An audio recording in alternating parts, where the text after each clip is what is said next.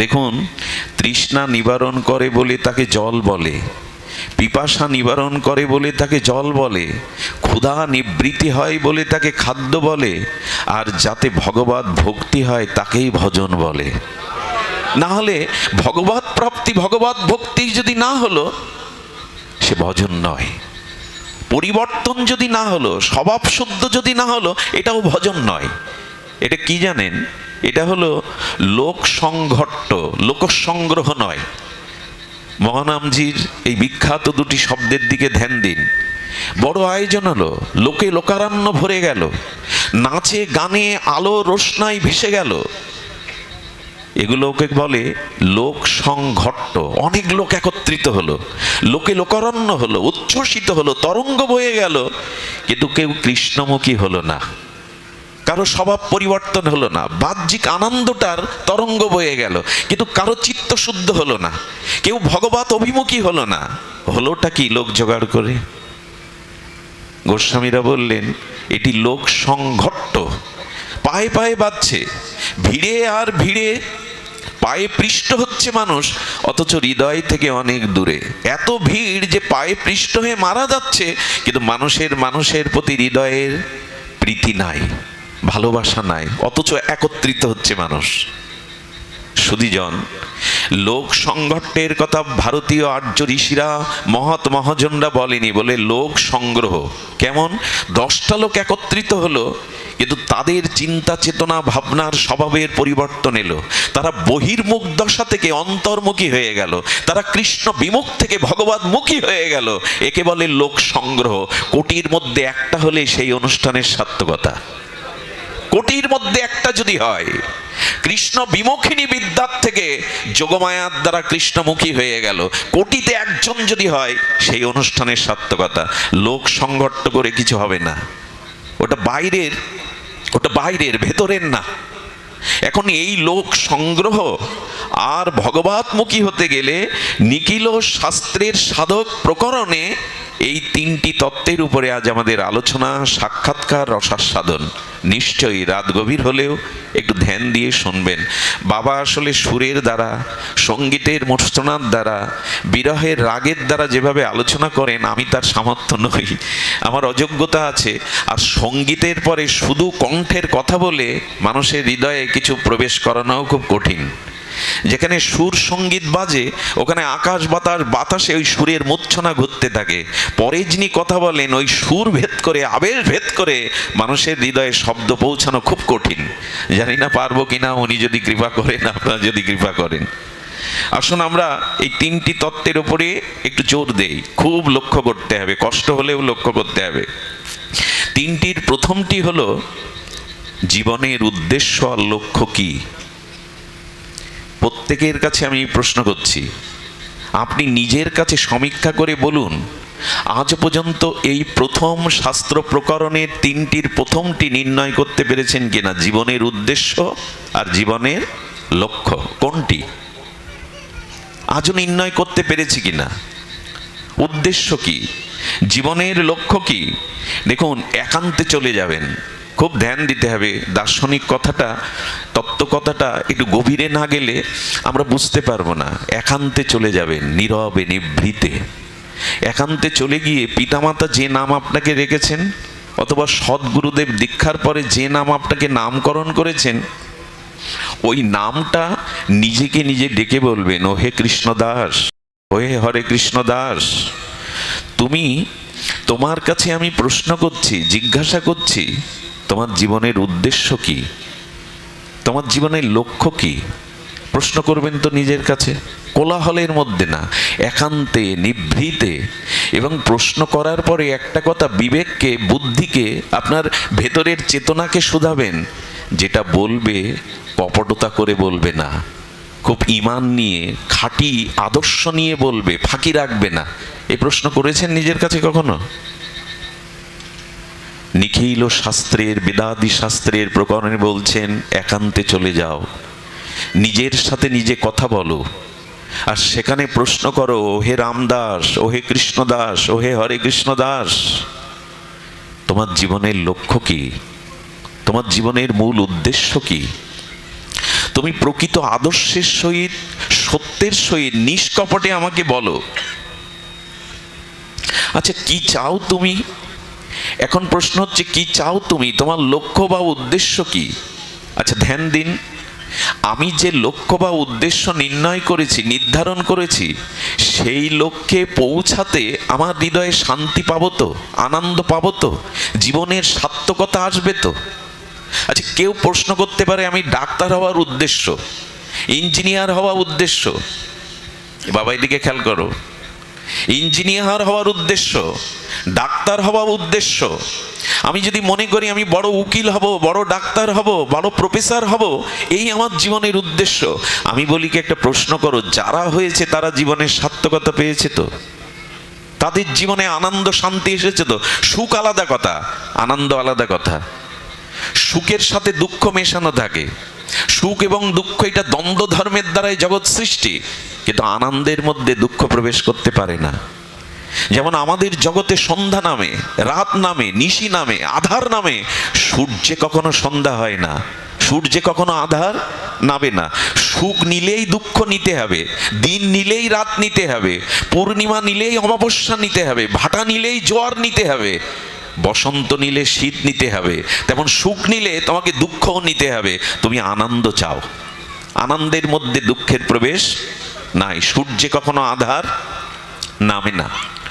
সুধীবৃন্দ, এখন ধ্যান দিন, যে উদ্দেশ্যে আমি চেয়েছি এই জগতে প্রতিষ্ঠিত পদ, প্রতিষ্ঠা, যশ, খ্যাতি, অর্থবিত্ত, সেখানে যারা পৌঁছেছে তারা জীবনে আনন্দ পেয়েছে তো? আমাদের খুলনাতে একজন ডাক্তার, সে বিয়ে করেছে আর একজন ডাক্তারকে, মানে মেয়েও ডাক্তার আর বড় ডাক্তার। কমাস যেতে না যেতে মা বাবাকে নিয়ে সেই খুলনায় সেই বরের বাড়ির বারান্দায় ধর্ণা দিয়েছে যে আমাকে অধিকার দাও সাংবাদিকগণ, সমাজবিদগণ, আমি এর সংসার করতে চাই। ও নানান দোষ, নানান অপরাধ, তবু সংসার করতে চাই। স্বামী সংসার করব বলে ডাক্তারি পাশ করে, MBBS পাশ করে একজন ডাক্তার ধর্নায় বসেছে, ধর্মঘটে বসেছে, অধিকার দাও। সমাজকে বলছে যে এই স্বামী যেন আমাকে না মারে, অধিকার দেয়, ঘরে তোলে। ডাক্তার হয়েও কি হলো? সুধীবৃন্দ, আমি আপনাদের অনুরোধ করব, নিজের কাছে প্রশ্ন করুন যে তোমার জীবনের উদ্দেশ্য কি, তোমার জীবনের লক্ষ্য কি? আচ্ছা এই প্রশ্ন করুন তো, তুমি সংসার চাও না ঈশ্বর চাও? তোমার লক্ষ্য কোনটা? আমি কি আপনাদের কর্ণ দিয়ে হৃদয়ে কথাটা দিতে পারলাম? আমার উদ্দেশ্য কি, আমার লক্ষ্য সংসার না ঈশ্বর? এই সব প্রশ্নগুলো আমাদের মাঝে জানাবার জন্যই ভাগবত নিখিল শাস্ত্র প্রকরণে এটি উঠে এসছে। আমি এই তিনটি সাধকদের জন্য, প্রগতিশীল ভক্তিপথের পথিকের জন্য এই তিনটি তত্ত্বই আলোচনা করব, খুব সামান্য, কিন্তু সমস্ত নিখিল শাস্ত্রের এই হলো সার। ঈশ্বর চাই না সংসার চাই? আচ্ছা সংসার কাকে বলে? হলো সুখ সুবিধাকে সংসার বলে। এটা হবে, সেটা হবে, হ্যাঁ, পুত্র হবে, কন্যা হবে, বাড়ি হবে, সম্মান হবে, টাকা হবে, সুখে থাকবো, 100 বছর আয়ু পাবো, নিরোগ শরীর পাবো, এই সুখ সুবিধার নাম সংসার। সংসারকে যারা চেয়েছে তারা ঈশ্বরকে পায়নি। যারা সংসারকে মান্যতা দিয়েছে, সংসারকে উপেক্ষা করেনি, সংসারকে ঘৃণা করেনি, কিন্তু মূল লক্ষ্যটা সংসার নয়, মূল লক্ষ্যটা ঈশ্বরকেই রেখেছে, যে এর মধ্যেই আমি তোমাকে পেতে চাই। আচ্ছা বালি আর চিনি মিশিয়ে দিলে পিঁপড়ে কি নেবে? কথা বলুন, কি নেবে? চিনি নেবে।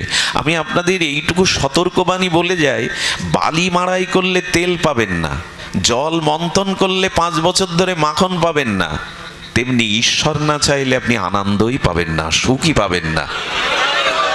সংসার চাইলে আপনি একবার দিও, ওলধ্বনি একবার দিও, সংসার চাইলে আপনি পরিপূর্ণতা, আনন্দ পাবেন না। সংসার তো কত জন্ম ধরেই করছি আমরা, পরিতৃপ্তি হলো কই, পরিপূর্ণতা এলো কই, জন্ম মৃত্যু বন্ধন মুক্তি এলো কই, পিপাসা কামনা বাসনা গেল কই? সুধীবৃন্দ, এই জন্য অনুরোধ করি যে চাইতে কি হয় এটা আমাদের জানতে হয়। মনে পড়ে চাইতে কি শিখেছি? নিজের কাছে প্রশ্ন কি করেছি? আত্মসমীক্ষা করেছি? তোমার লক্ষ্য কি, তোমার উদ্দেশ্য কি? ভগবান শঙ্কর পার্বতী মাকে নিয়ে জগতে এই মৃত্যুলোকে ঘুরছে। এটা মৃত্যুলোক তো, ঘুরে বেড়াচ্ছে।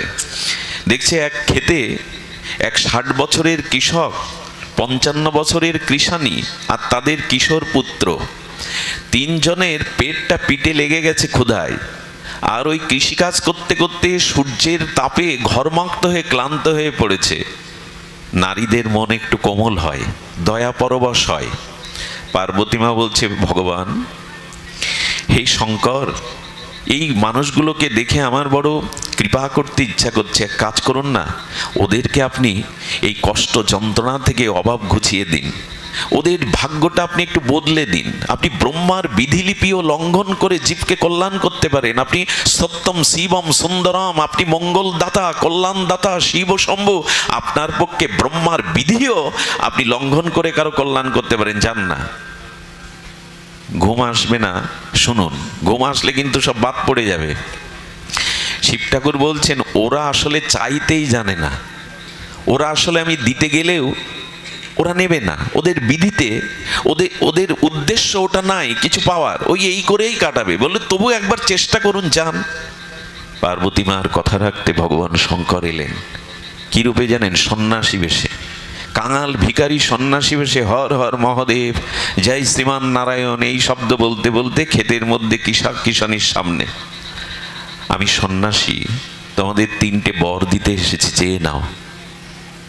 আপাদ মস্তক সন্ন্যাসীর দেখে কৃষক বলছে, আপনি নিজেই ভিখারি, তো আমাকে কি দেবেন? শুরু হয়ে গেছে। আরে আপনার তো ঝোলাটাও নাই, আপনি নিজে ভিখারি, তো আমাকে আপনি কি দেবেন? বললেন, তবু চান, আমি দিতে এসেছি। কিষাণী তখন বলছেন, চাও না, সন্ন্যাসীর কাছে চেয়ে দেখো, পায় আর না পায়। মরছি তো ওই কষ্ট ক্লিষ্ট যন্ত্রণায়, অভাবের দারিদ্রতায়। বলে, ভিখারির কাছে আমি চাইবো না, চাইতে তুমি চাও। সেই গিন্নি গিয়ে, কিষাণী গিয়ে কি চাইলো জানেন? শঙ্কর এই বলছেন, এই সন্ন্যাসী, আপনি আমাকে বর দিন। দেখুন আমার মাজা পড়ে গেছে, আমার হাড়গুলো যন্ত্রণায় কাতর, এখন আর কাজ করতে পারি না নিজ হয়ে। আপনি আমাকে 16 বছরের সুন্দরী যুবতী বানিয়ে দেন। তথাস্থ। 16 বছরে রূপবতী সুন্দরী যুবতী রত্ন হয়ে গেল। আর যেই হয়ে গেল, নিগড়ানিটা খেতে ফেলে চলতে লাগলো। স্বামী বলছে, কোথায় যাচ্ছ আমায় ফেলে? বলে, আর এখানে না, সারা জীবন দুঃখ কষ্ট ভোগ করব। এবার কোনো রাজার হাত ধরে রানী হব, যে রূপ যৌবন পেয়েছি। কৃষক বলছে, যাও, একটা বউ ছিল, যাই একটু ফুটিয়ে দিত, আর এই বেটা তো তাও কেড়ে নিল। আপনি আমার করলেনটা কি? আচ্ছা, বর দিতে চাইছিলেন 3টে না, ও একটা চেয়েছে, আমাকে দিন। মনে মনে বলছেন, ওকে জব্দ করা দরকার, বউটাকে। আরে এতদিন একসাথে থেকে সুখ দুঃখের থেকে এখন রূপ যৌবন পেয়ে রানী হয়ে যাচ্ছে পরের ঘরে, আমি কোথায় সহ্য করব? মনে মনে ভেবে বলছেন, আরেকটি বর দিন। কি বর চাই? তো ওকে ছাগল করে দিন। বোঝা যায় 2 বর চাওয়া হয়ে গেল। একজন যুবতী হলো, ওর থেকে আবার তথাস্থ বলে দিলেন, ছাগল হয়ে ঘুরতে লাগলো। ছেলেটাকে ডেকে বলছে, তুমি কিছু চাইবে না? 3টে বর দিতে এসছি আমি। তো বললেন, চাইবো, আমার মা আগের যে অবস্থায় ছিল তাই বানিয়ে দিন। আচ্ছা, বর কটা দিল? অবস্থার পরিবর্তন হলো? যা ছিল সেই যথা পূর্বং তথা পরং, যথা পরং তথা পূর্বং। চাইতে কি জানি আমরা ভগবানের কাছে কি চাইতে হয়? কিসে আমাদের কল্যাণ, কিসে আমাদের প্রকৃত মঙ্গল? এই জন্য আপনাদের অনুরোধ করব যে না, আচ্ছা, মার্কেটে গেলে সব জিনিস সবাই পায়, এক মার্কেটে নিজের যা কিছু ইচ্ছা করবেন সব পাওয়া যাবে। আচ্ছা, হরিদ্বারে গেলে সবাই কি গঙ্গা স্নান করে পুণ্যফল নিয়ে বাড়ি ফেরে? জ্বর যার হয়েছে মাঘের দিনে সে গঙ্গা স্নান করবে? করবে না। আচ্ছা, সাধু সঙ্গে এসে লাভটা, কল্যাণটা সবাই নিতে পারে? 20 বছর করছি সঙ্গ, 25 বছর করছি, এখানে আসছি, লাভটা ঘরে তুললাম, ফসলটা ঘরে তুললাম। সবাই তোলে না, সবাই তোলে না। এই জন্য একটু চিন্তা করতে হবে যে দেখুন, আমাদের জীবনের উদ্দেশ্যটাকে ঠিক করে নিন। আচ্ছা, একটা স্থান থেকে আর একটা স্থানে গন্তব্যে যাওয়ার জন্য 1 ঘন্টা গাড়িতে সময় লাগবে। আপনি 3 ঘন্টা গেছেন কিন্তু গন্তব্যে পৌঁছাননি। সঠিক পথে গেছেন? সঠিক পথে গেছেন কি? 1 ঘন্টা লাগার কথা গাড়িতে আপনি 3 ঘন্টা লাগিয়ে দিলেন, সঠিক পথে জাননি। আমরা আসলে আমাদের জীবনের উদ্দেশ্য লক্ষ্য এখন ঠিক করে পারিনি, ঠিক করে পারিনি। আসলে আমাকে কি হতে হবে, কি জন্য এসেছি, আমার লক্ষ্য বা কোথায়, এটাই অর্থাৎ ব্রহ্ম জিজ্ঞাসা। ভক্তির পথে যদি যেতে চান, ভগবানের চরণে যদি এই দুর্লভ মনুষ্য জন্মটাকে সার্থক করতে চান, নিজের কাছে একান্তে এই প্রশ্নের উত্তর খুঁজে নেবেন, তুমি তোমার উদ্দেশ্য লক্ষ্যকে নির্ণয় করতে পেরেছো কিনা। আমি কেন বললাম জানেন, আমি কেন বললাম আমরা আমাদের লক্ষ্য উদ্দেশ্য ঠিক করতে পারিনি, আমরা সংসারকেই চেয়ে বসে আছি। মাঝে মাঝে সংসার রক্ষার জন্য, ধনসম্পদ আয়ু রক্ষার জন্য ভগবানকে মানি, এইটুকু। সংসার বজায় রাখার জন্য সংসারের ঈশ্বরকে মানি, মাঝে মাঝে তাকে উপাসনা করি যে আমার এইগুলো বজায় থাক। এটা লক্ষ্য না, এটা উদ্দেশ্য না। আসলে যদি বলেন আমি ঈশ্বর চাই, কিন্তু আপনার মনকে, আপনার বিবেককে, চেতনাকে বলতে হবে এই চাওয়াটা যথার্থ আদর্শ বা সত্য রূপে চাইছেন কিনা, না এর মধ্যে কপটতা আছে, ফাঁকি আছে। কিছু মনে নেবেন না, ছেলে মেয়ের যখন বিবাহ কথাবার্তা হয়, কিছু চতুর চালাক বরের বাবারা কি বলে জানেন, এই মেয়েদের অবস্থা ভালো, এদের ধনসম্পদ ঐশ্বর্য অনেক, এদের কাছে চাইলে কম পাবো, এই জন্য মুখে কি বলে জানেন, আমাদের কোনো চাওয়া পাওয়া নেই, আমাদের কোনো যৌতুকের বালাই নেই, ওটা তো অভিশাপ, আমি কিছুই চাই না। আর মনে মনে বলে কি না চাইলেই বেশি পাবো। এটা কপটতা, এটা নিজেকে ফাঁকি দেওয়া। তেমনি আমি ঈশ্বরকে চাইছি বলছি বটে, কিন্তু মনে সংসার রেখে দিয়েছি, মনে ভোগ বাসনা, কামনা বাসনা, নিজের যশ খ্যাতি এটা রেখে দিয়েছি। খবরদার, এই কপট ব্যক্তির হৃদয়ে ভগবান কোনোদিন উকি মেরে দেখবে না। ওইখানে যাওয়া তো পড়ে মরুক, ভগবান ওখানে উকি মেরেও দেখবে না। এই কপটতা যদি থেকে যায়, একটা কথা বলি, যে সরোবরে পদ্ম প্রস্ফুটিত হয়ে ফুটে আছে, ভোরের আলোয় সূর্যের কিরণে ফুটেছে, ওই পদ্মের নালিতেই ব্যাঙ থাকে, ভেক কি থাকে, মাঝে মাঝে ওই পদ্ম পাতার উপরে উঠে ব্যাঙ পোকা কীটগুলো খায়। কিন্তু পদ্মের মধ্যে মধুকে খায়, দূর থেকে উড়ে এসে কোনো ভ্রমর মকরন্দ পান করে। ব্যাঙ পদ্মের উপরেই আছে, কিন্তু কীট পতঙ্গ ছাড়া ও কিছু আহার করে না, কিন্তু দূর থেকে রাগ রাগিনীর গুঞ্জদিত রাগে ভ্রমরকুল এসে, অলিকুল এসে ব্যাকুল হয়ে পদ্মের মধু পান করে আনন্দে উড়ে যায়। এই জগৎ সংসারে কেউ কেউ আছে ওই পদ্মের মধু পান করে ঈশ্বরের ভক্তি লাভ করে চলে যায়। কিন্তু আমার মতো যাদের উদ্দেশ্য লক্ষ্য ঠিক হয়নি, তারা এখানে বসে কীট পতঙ্গই পান করে। এই খাওয়া পরা ভোগ বিলাস, অনিত্য সংসারের কামনা বাসনা, ভোগ বিলাস, কীট পান করে। লক্ষ্যটা তো স্থির করুন, কি চাই আমি, এই লক্ষ্য স্থির যদি না হয়, হবে না। আচ্ছা, পথে কেউ যাচ্ছে, সেই পথচারীকে প্রশ্ন করবেন তো কোথায় যাচ্ছ, বলো কোথায় যাচ্ছি জানি না, সে কি সুস্থ মস্তিষ্কের? কথা বলবেন, তুমি যে পথে চলছো কোথায় যাবে তুমি তো জানা নেই, সে উন্মাদ, সে পাগল, তার জানা নেই সে কোথায় যাবে। এই জন্য জীবনের লক্ষ্য স্থির করতে হবে আমাদের। এই আচ্ছা, জীবনে যদি লক্ষ্যটা ঠিক ঠিক নিষ্কপট আদর্শ ইমানদার হয়ে, ইমানদার শব্দটা মানে আদর্শ হবে নাকি মাস্টার, আদর্শিকভাবে যদি মেনে নেন যে আমার ভগবান প্রয়োজন, ভক্তি প্রয়োজন, নিজের আত্মকল্যাণ প্রয়োজন, এই জন্ম মৃত্যু থেকে উদ্ধার হওয়া প্রয়োজন, তবে আমি এইটুকু বলতে পারি, তখন আর অপ্রয়োজনীয় বস্তু আপনার মধ্যে আসার সুযোগ পাবে না। কথাটি ধ্যান দিয়ে শুনুন, অনুরোধ করছি। যে লোক প্রতিদিন দোকানদারি করে 50,000 টাকা আয় করে, কয় হাজার টাকা, 50,000 টাকা, ও প্রতিদিন ওই 50,000 টাকা ওর মুনাফা থাকে, আয়ের উদ্বৃত্ত থাকে, ওই দোকানদারির মধ্যে গিয়ে বলবেন তো চলো সিনেমা দেখে আসি, যাবে কিনা? দোকানদার বন্ধ করে যাবে কিনা? তার লক্ষ্য প্রতিদিন ওই 50,000 টাকা আয়ও হয়, আয়ও করে, তাকে বলবেন তো চলো T20 ম্যাচ দেখে আসি, যাবে? কি বলবে জানেন, বন্ধু এসেছো ছুটির দিন, আসো, যেদিন দোকান বন্ধ ওই দিন তোমার সাথে আমি T20 বা ম্যাচ দেখতে যাব। আচ্ছা, সকালে উঠে কি বলে, থাক আজ দোকানদারি করব না, আজ আমার ইচ্ছা নেই, আজ আমি যাব না, এরকম? বরঞ্চ খাওয়া দাওয়া না থাকলেও, মুখে জল না দিতে পারলেও দোকান গিয়ে আগে খোলে, কারণ সে উদ্দেশ্য, তার লক্ষ্য স্থির হয়েছে যেখান থেকে আমার দিন 50,000 টাকা আচ্ছা, যেদিন 50 না হয়ে 5 হয়, 10,000 হয়, 40 হলো না, সেদিন মনে একটু শূন্যতা, ব্যথা অনুভব করে কিনা?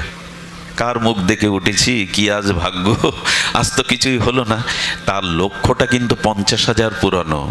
ঠিক জীবনে যদি কারো স্থির লক্ষ্য আসে যে আমাকে ঈশ্বর লাভ করতে হবে, ওই বাবার কি হচ্ছে, অসুবিধা কি হচ্ছে? বাবা বলুন, কি সমস্যা বলুন। ওনার শরীর খারাপ লাগছে? আচ্ছা আচ্ছা, জল দিতে পারেন কেউ যদি থাকে। আচ্ছা, তাহলে কথা বলেন না। শরীর খারাপ না লাগলে, জল পিপাসা না লাগলে কথা বলা যাবে না। শুনুন, ঘুলিয়ে যায়, কারো মুখ পানে চেয়ে যদি মনে হয় সে কথাকে উপেক্ষা করছে, তখন কথা হারিয়ে যায়।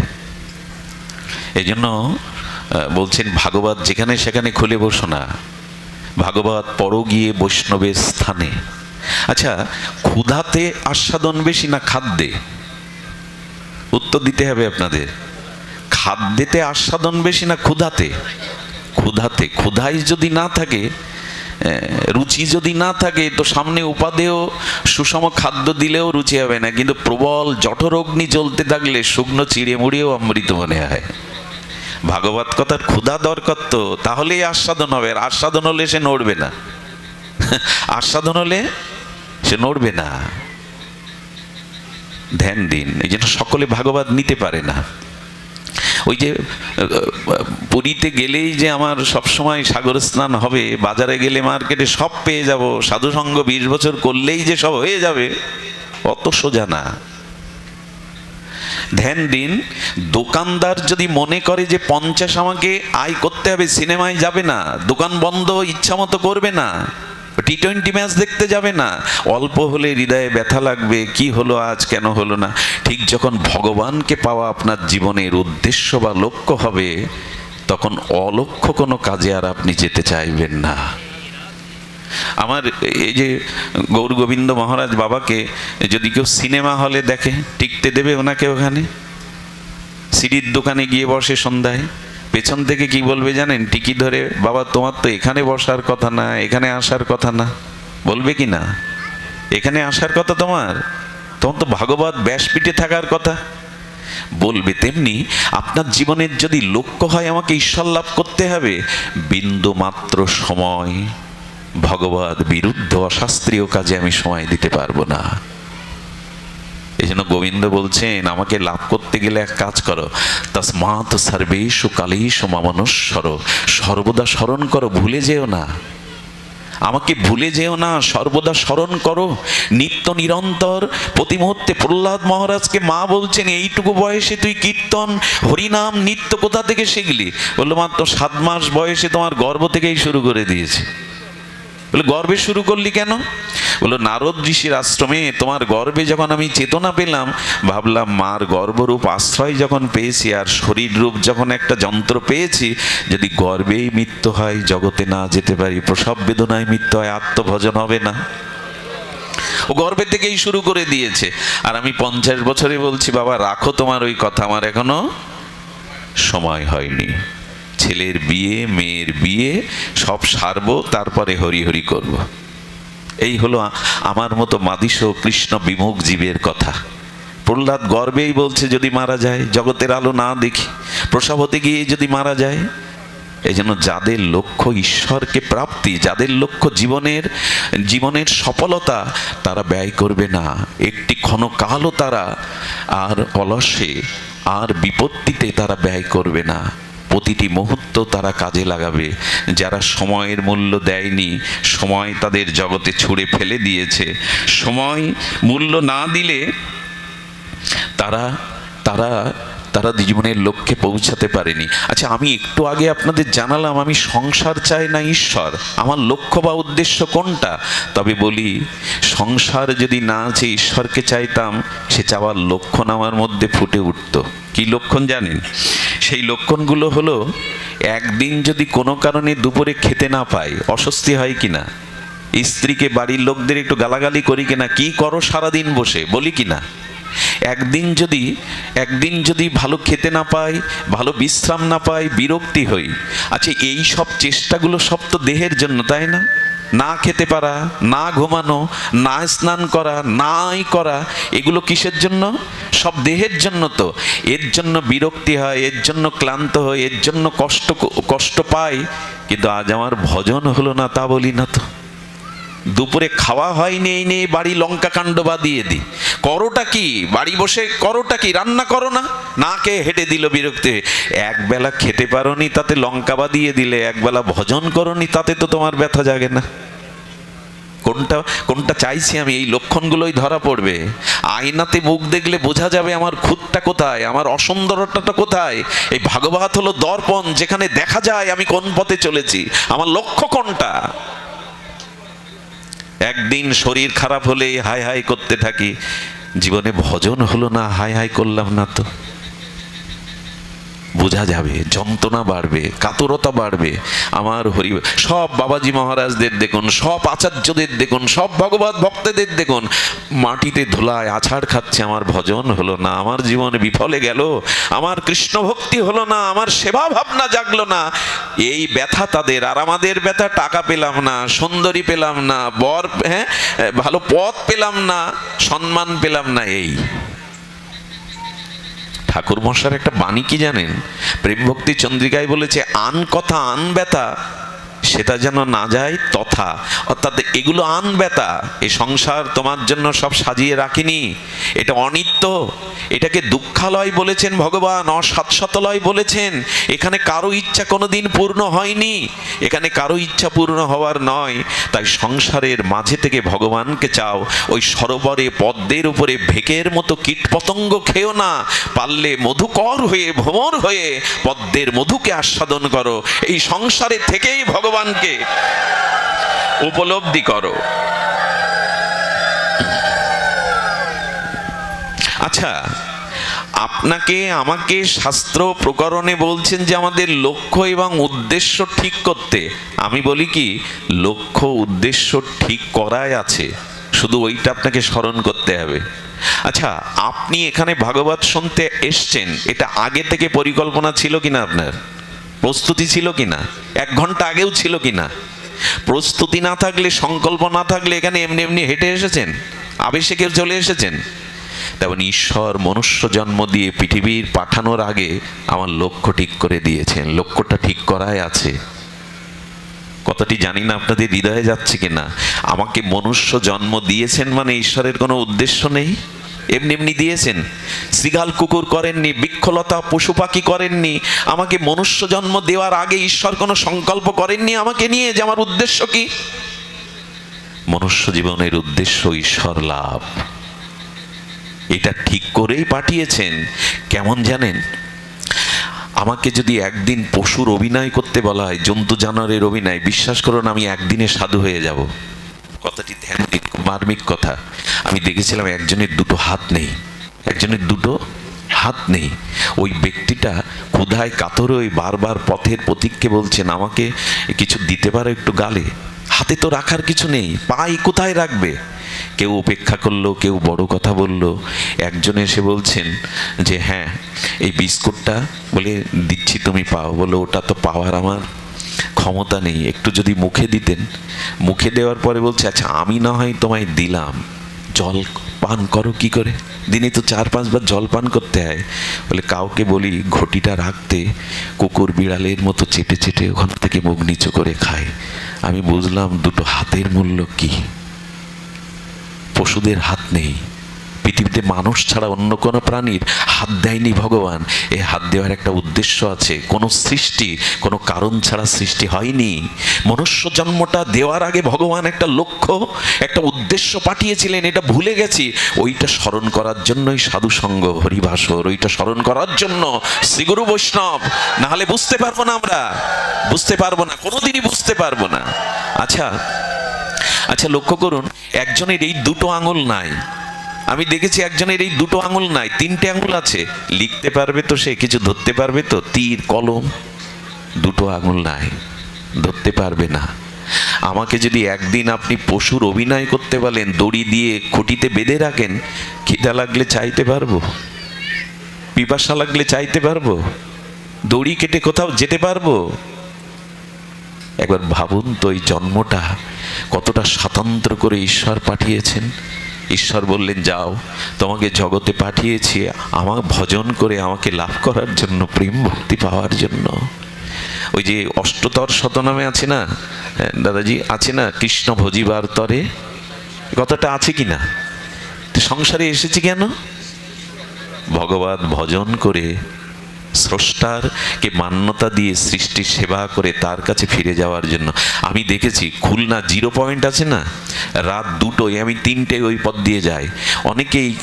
অনেকেই কোদাল কাঁধে করে, কৃষক হাত উঁচু করে, ট্রাক দেখলে, বাস দেখলে হাত উঁচু করে, কেন জানেন? বাড়ি যাবে বলে। এই বেটা 2টো বাজে বাড়ি যেতে চাইছে কেন? সন্তানরা, ছাত্ররা ছুটি হলে, অফিস ছুটি হলে সবাই বাড়ির দিকে ছোটে কিনা, রাত 2টোয় বাড়ি যাওয়া চাই। ওগো, যে বাড়ি থেকে বেরিয়েছিলে সকালে, তাতে যদি রাত 2টোর সময় যাওয়ার জন্য পায়ে হেঁটে কষ্ট করে ইচ্ছা করে, যেখান থেকে এসছো সেখানে যেতে ইচ্ছা করে না তোমার? তার কাছে যেতে ইচ্ছা করে না তোমার? এই জন্য ঈশ্বর আমাদের পাঠিয়েছেন লক্ষ্যকে ঠিক করে, উদ্দেশ্যকে ঠিক করে, যেন পথ না হারায় আমরা, যেন পথ না হারায়। দ্বিতীয় প্রকরণ, একটাই অনেক সময় নিয়ে ফেললাম। প্রথম প্রকরণটা কি? জীবনের উদ্দেশ্য বা লক্ষ্য। দ্বিতীয় প্রয়োজন হলো, খুব ধ্যান দিতে হবে, কতটা আরো মধুর। আখটাকে মাড়াই করে রস বের করুন, তখন আর শীতে থাকলো না। আবার রসটাকে জাল দিয়ে গুড় করা যায়, চিনি করা যায়, মিশ্রি করা যায়। এর পরের প্রকরণটা আরো মধুর। পরের প্রকরণটা হলো, তোমার পছন্দ আর সম্বন্ধ কার সাথে। আবার বলি, নাহলে আমাদের মনে থাকবে না। কেউ অপমান করলে 5-10 বছর মনে থাকে, অথচ আজকে ভাগবত শুনে কালকে বলতে পারি না যে প্রকরণটা, দ্বিতীয় প্রকরণটা কি বলেছে। দ্বিতীয় প্রকরণ কি বললাম? আমার পছন্দ আর সম্বন্ধ কার সাথে। এই প্রশ্ন করতে হবে একান্তে আপনাকে, আমি পছন্দ কাকে করি আর আমার সম্বন্ধ কার সাথে।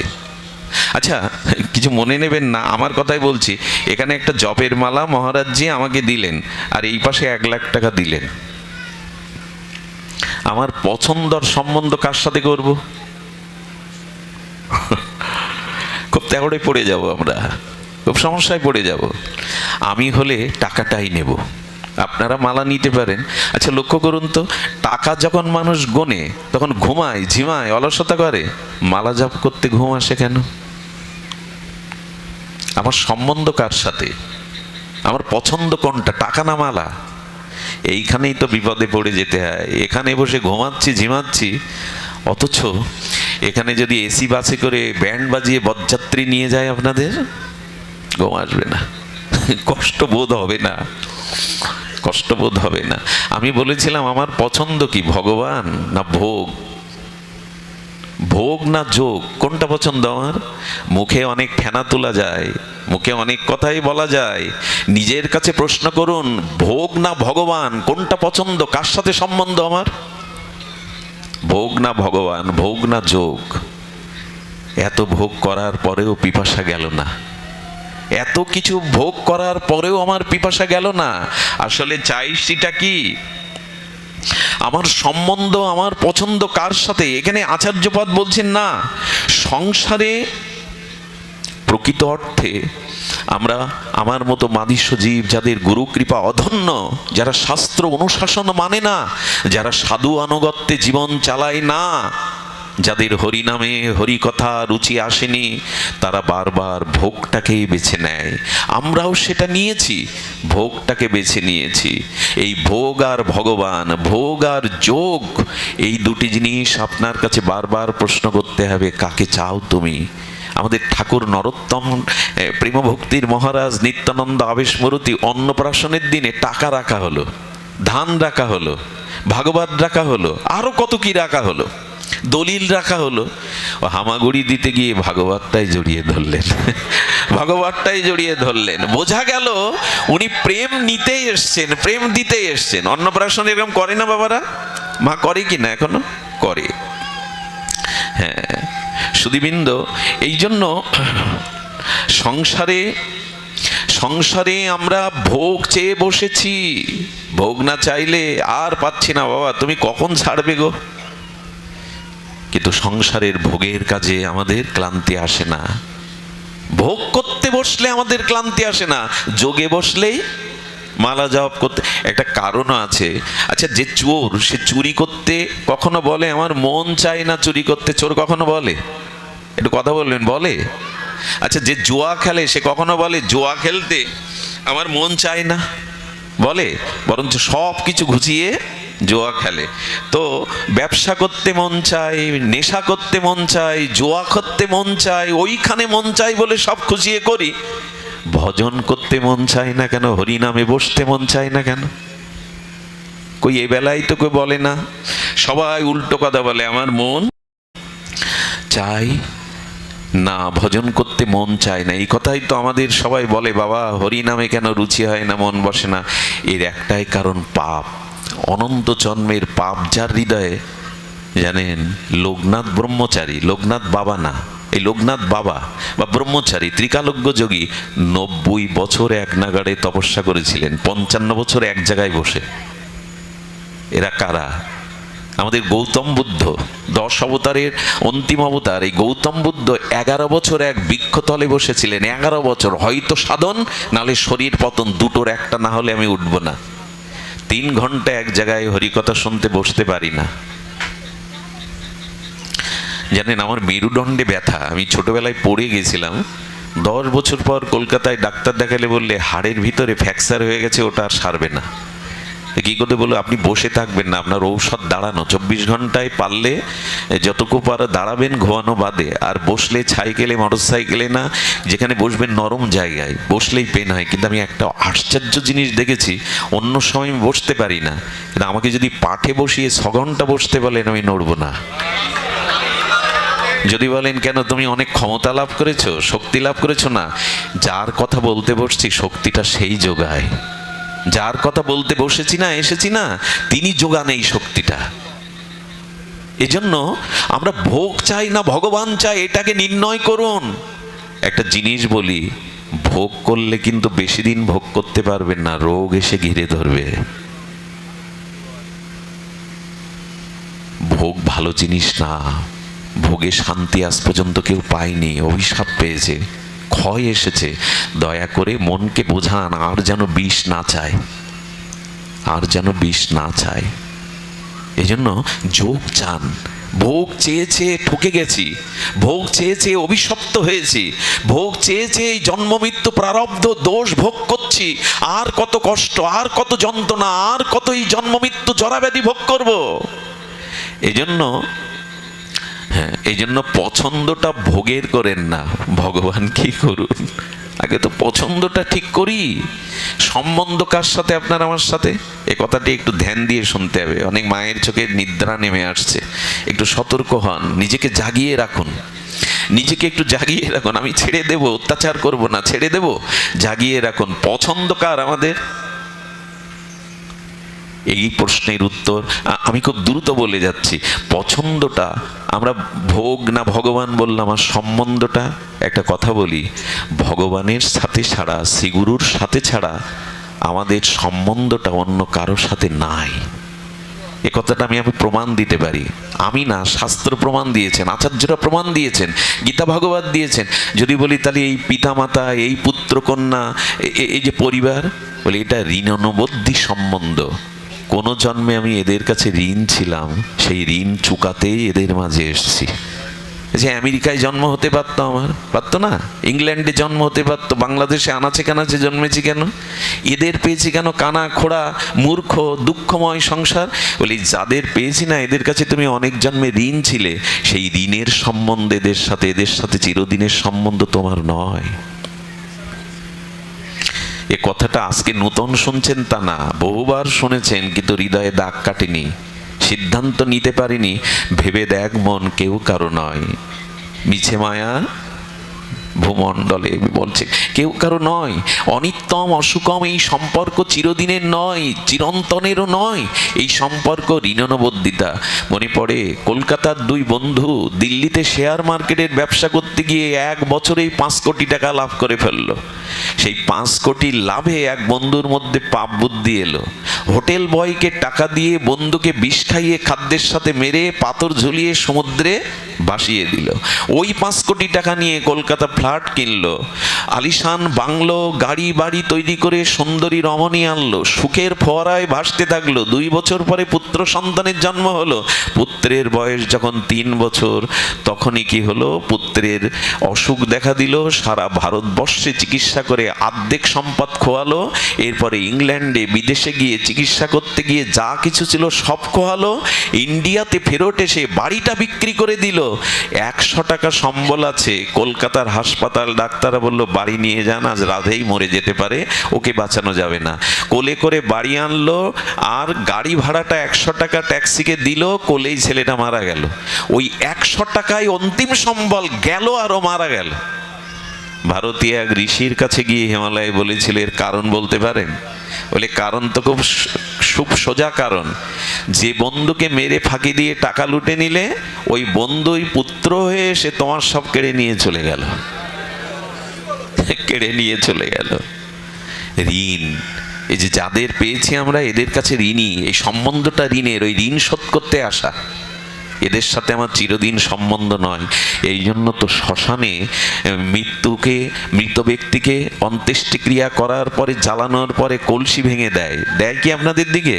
চিতার মধ্যে কলসি ভাঙে কি? ভেঙে কি বলে ওদিকে? আর ভগবান বললেন, ওই দেখ সব চুকে গেছে। আর 11 দিন তোর বাড়িতে আত্মীয় স্বজন, নতুন কাপড় চাপড়, গান বাজনা, 11 দিনেই তুমি ফিনিশ। আরে 11 দিন লাগবে না, কলসি ভাঙলে বলবে আর ওদিকে তাকিও না। এই তো সম্বন্ধ। অপরাধ নেবেন না। স্বামীকেও বিষ খাইয়ে মারছে স্ত্রী, আবার স্ত্রীকেও পিটিয়ে মেরে অভিনয় করছে যে সে আত্মহত্যা করেছে। সংসার তো এই। কিছু অপরাধ নেবেন না। পিতা মাতারও মৃত্যু কামনা করছে সম্পত্তি পাওয়ার জন্য সন্তানরা। কবে মরবে বুড়ো, এর সাথেই সম্বন্ধ আপনার।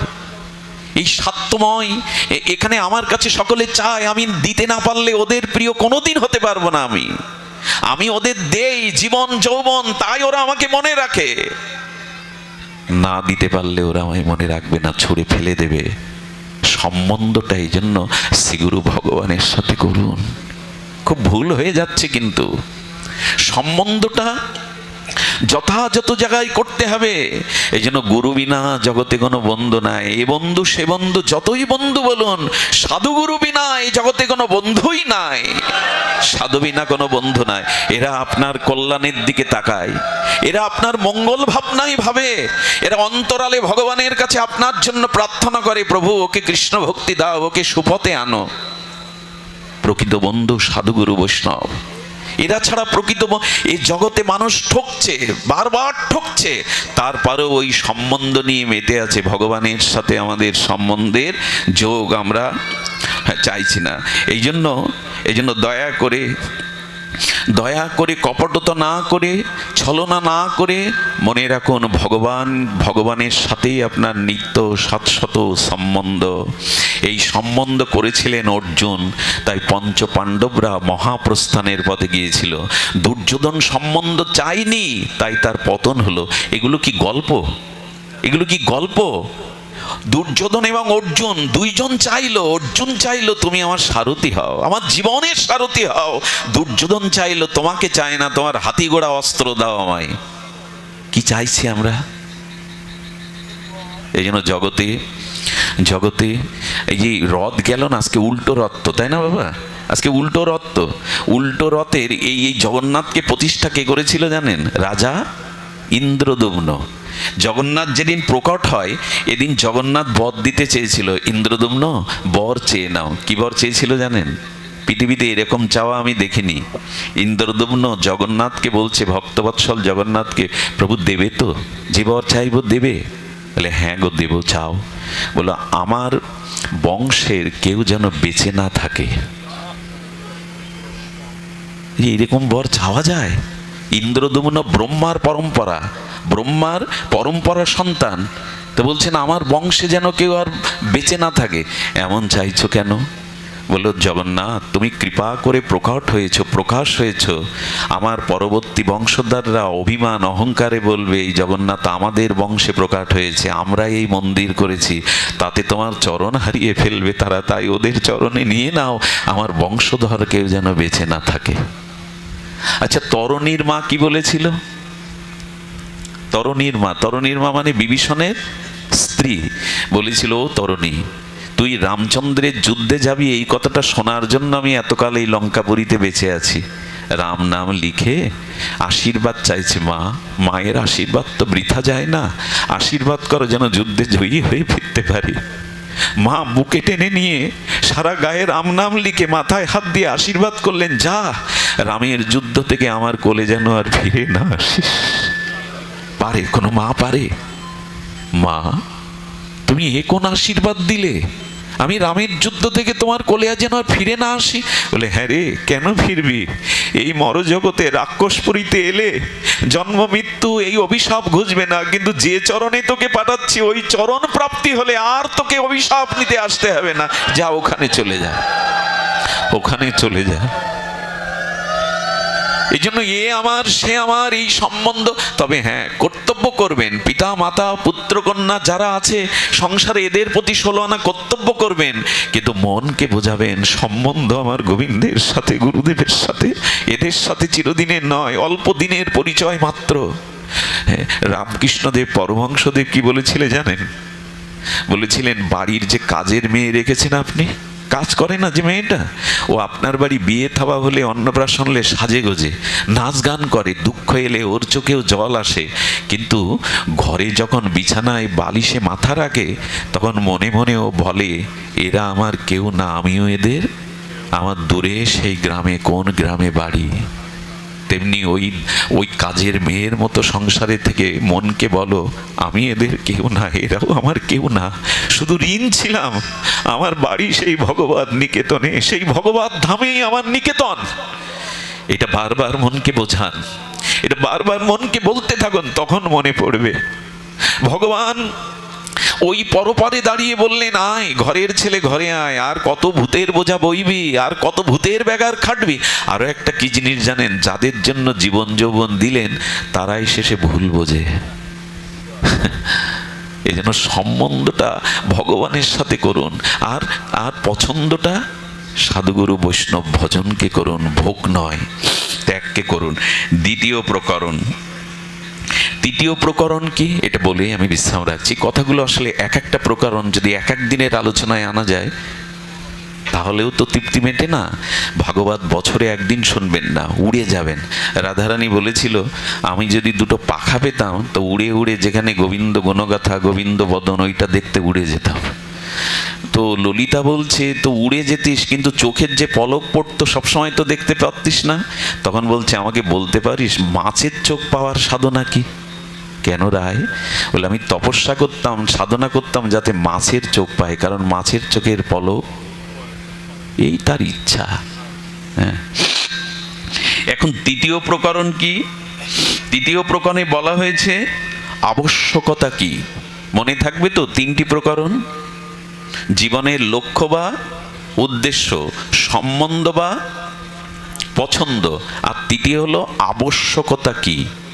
আমাদের জীবনের আবশ্যকতা অবশ্যই পেতে হবে কোনটা? দেখুন, কর্তব্য আর অবশ্য কর্তব্য কোনটা গ্রহণ করতে হবে। একদিন না খেতে পারি, 2 দিনে স্নান না করতে পারি, একদিন না ঘুমাতে পারি, একদিন নিঃশ্বাস নেব না, তা হয়? নিঃশ্বাস গ্রহণ করাটা অবশ্য কর্তব্য। খাওয়া দাওয়া এই কর্তব্য একদিন বাদ পড়লেও ক্ষতি হয় না, কিন্তু 24 ঘন্টা নিঃশ্বাস নেব না তা তো হয় না। জীবনের আবশ্যকতা কি? তো এখানে বলছেন আবশ্যকতা হলো নিজের প্রয়োজন, সেই প্রয়োজনই তোমার আবশ্যকতা। প্রয়োজন হলো ভগবত ভক্তি, ভগবত প্রেম, এটা তোমার জীবনের আবশ্যকতা। আমি আগেই বলেছি, বহুবার বলেছি, 0 দিন, 10, 15টা 20টা 0 দিন বামে 1 নেই, শূন্যর মূল্যায়ন হবে, কিন্তু বামে 1 থাকলে তার মূল্যায়নটা হবে। এই জন্য দয়া করে, কৃপা করে অনুরোধ করব, জীবনের আবশ্যকতাকে বুঝুন, জীবনের মূল প্রয়োজনটা বুঝুন। এই মূল প্রয়োজন হলো ভগবত ভক্তি। এটা না হলে কিন্তু লবণহীন তরকারির মতো হয়ে যাবে। ওইটুকু লবণ দেয়নি বলে জিনিসটা আর আস্বাদন হলো না। তেমনি জীবনের আবশ্যকতা হলো ভক্তি লাভ করা। এই জন্য আমাদের জীবনে আমাদের জীবনে আবশ্যকতাকে, আচ্ছা আবশ্যকতা কেন জানেন? আপনি শরবত পান করলেন, আপনি মধু পান করলেন, আপনি ক্ষীর পান করলেন, পায়স পান করলেন, জল ছাড়া চলবে? অবশ্য কর্তব্য জল পাওয়া কিনা? অবশ্য কর্তব্য। তেমনি জীবনে অবশ্য কর্তব্য হলো, অত্যাবশ্যক কর্তব্য হলো প্রেম বা ভক্তিকে চাওয়া। এটাই, এটা ছাড়া জীবন অধারা। কিন্তু চাইছি কি সুধীবৃন্দ? হরিনাম চাইছি তো, হরি কথা চাইছি তো, ভগবানের স্মরণ চাইছি তো, না রাত দিন কি স্মরণ করি হৃদয়ে? এই আবশ্যকতা কি আমি সামান্য বলেই বিশ্রাম করছি, বারবার বিশ্রাম করছি, কিন্তু লোভ সামলাতে পারছি না। যিনি আমার পাশে বসে শুনছেন তাকে শোনানোর লোভ তো আরো বেশি, তাই না? সবসময় এক জায়গায় হতে পারি না, মহৎকে শোনানোর লোভ বেশি। তবে বলি, আবশ্যকতাটা ধ্যান দিন। নিঃশ্বাস আপনাকে নিতেই হবে, নিঃশ্বাসকে ছুটি দিতে পারবেন না শুক্রবারের মতো, 2 ঘন্টা ছুটি দিতে পারবেন না, এটা আপনার অবশ্যই কর্তব্য। তেমন প্রতি নিঃশ্বাসে ভগবানের নাম নেওয়াটাই আবশ্যিকতা। প্রতি সময়টা সৎচিন্তা করা আপনার আবশ্যকতা, নাহলে কিন্তু ফেসে যাব। বিকালে তাস পিটাবো আর সন্ধ্যা হলে খোল পিটাবো, হবে না। আচ্ছা লক্ষ্য করুন তো, খুব পিপাসায় আপনার দুই ঢোক জল পাত্রে, খুব পিপাসা, কিন্তু কি করেন জানেন? যে জল, শুদ্ধ জল, পানীয় জল পান করে তৃষ্ণা নিবারণ হয়, ওই জল আবার ফেলে ড্রেনে দূষিত জায়গায় ফেলতে হয়। কেন জানেন?